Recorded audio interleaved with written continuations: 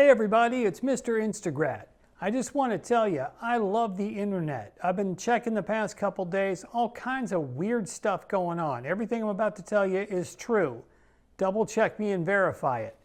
Number one, what I'm seeing is more and more people are trying to be rednecks. No matter how pretentious they are, they just got to do it. Like one, up in the Northeast, they have what's called, quote, a wee Irish pub, unquote. Up in the Northeast, you can rent out trailers which are decorated as a teeny Irish pub. They'll bring it to your wedding, any event, any party. People are going out spending tons of money to rent little mini Irish pubs that they can bring to their home. Now, rednecks already got one. It's called a refrigerator in the garage. They don't need to rent anything. They already got the beer. Why are you doing this? Now, in England, there's something they have every year called a wife carrying contest. And the winner gets a big barrel of beer.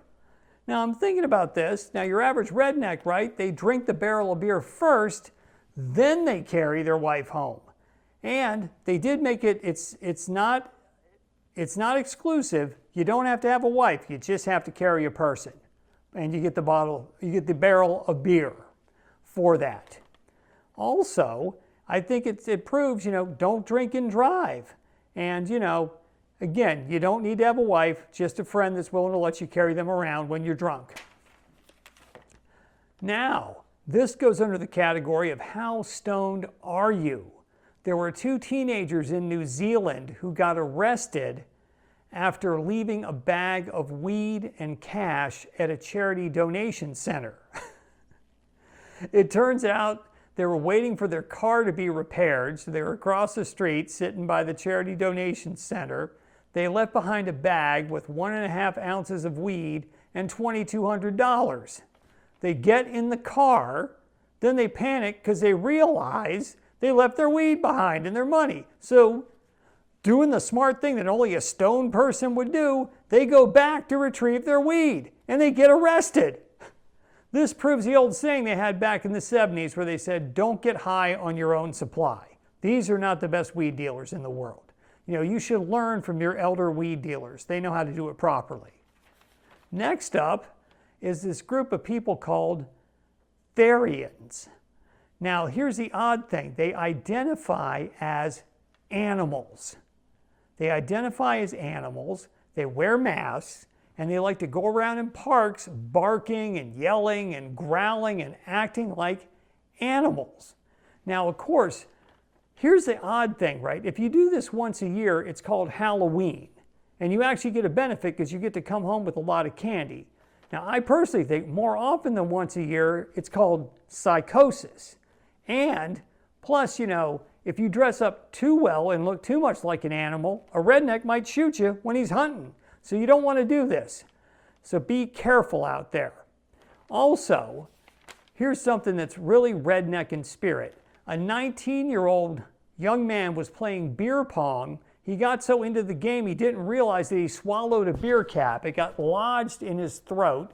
He had to go to the emergency room to have it surgically removed.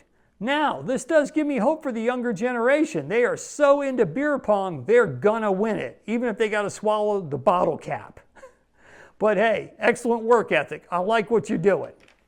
Now, while we're talking about things stuck in bodies, here's something even funnier. In France, a guy recently went to the hospital because he put an 8-inch long, 1-inch wide, unexploded leftover World War I artillery shell up his ass. Now, I don't know about you, these things are still lying around after 2 world wars, but what were you thinking? He picks up an unexploded bomb and goes, what is this? Where can I put it? I know, I'll put it up my ass. Then I got to thinking, because this had happened before. 10 years before, another guy came in with the same problem. I'm like, what's going on with France? And I realized this is why the French lose wars. The army in France needs to have in their manual in big print, ammo goes in the gun, not up your ass. You need to learn how to fight wars properly. Now, finally, here's something I want you to think about. This is our tax dollars at work. The University of Maryland literally is studying your farts. They have found and they've come to the conclusion that the average person farts 32 times a day. Now, I'm thinking, we need to know this for some reason? How many times you fart? Now, here's the interesting thing, right? I just don't get this, because there's a gastroenterologist who did the study, and he's done it twice because they refer to him as, quote, the king of farts. Now, what he said is that they had to develop smart underwear that has electrochemical sensors to collect the data for the farts, because previously people were underreporting the amount of farts they had. I mean, think about it. If you fart 32 times a day, are you going to tell anybody? Except maybe a bunch of drunken rednecks that have contests to light them or something like that. But most people, we're not going to admit to it. And our tax dollars just paid to find this out. This is what's going on in the world. Anyway, I'm Mr. Instagrat. You know you love me. You know you need me. You want my news. So you need to hit the like button, subscribe, and tell me how much you love me every day. Peace out.